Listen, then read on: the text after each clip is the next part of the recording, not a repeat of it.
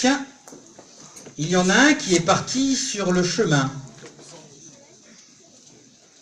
Un autre dans des cailloux. Encore un autre dans un buisson d'épines.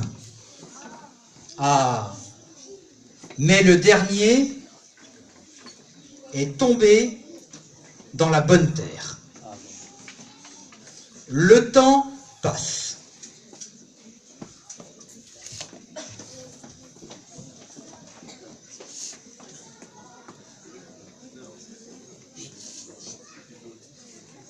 Premier grain sur le chemin.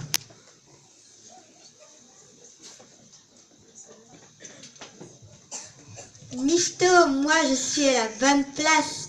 Je peux voir tout le monde et entendre les nouvelles de tout le monde. Tiens, voilà des gens passer. Je me demande ce qu'ils vont dire. Mais ils vont m'écraser avec les chaussures géantes. Ah, secours, secours! Eh oui. Celui-là s'est fait écraser. Quelle aubaine et quelle chance pour les oiseaux. Deuxième grain. Parmi les cailloux. J'ai soif.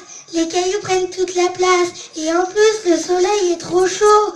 Ça me brûle. J'ai de la fièvre. Je vais mourir. Encore un autre qui est mort. Troisième grain parmi les épines. J'en ai marre d'être entourée d'épines. Elles prennent toute la place. Je suis trop serrée. Je n'ai plus d'air. J'étouffe. Au secours, au secours. Troisième grain aussi. N'est plus de ce monde. Ah, le quatrième grain.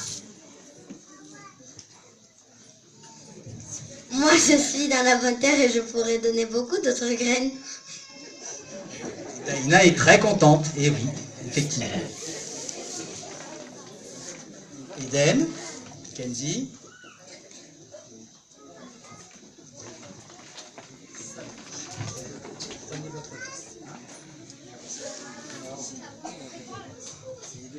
Cette histoire veut dire quoi?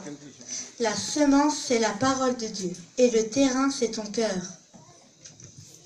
Quand tu entends une histoire de la Bible, le divin semeur jette une graine dans ton cœur. Si ton cœur est comme un chemin où il y a plein de choses qui passent, la graine de Dieu sera vite écrasée par toutes ces choses. Si ton cœur est comme du caillou, la semence ne pourra pas avoir de racines et le grain sera tout sec. Le grain parmi les épines, ça veut dire qu'il n'y a pas beaucoup de place dans ton cœur pour la parole de Dieu et les choses du monde vont l'étouffer. Mais si le grain trouve ton cœur bien disposé, alors il aura de la joie dans ta vie et tu seras utile pour servir Dieu.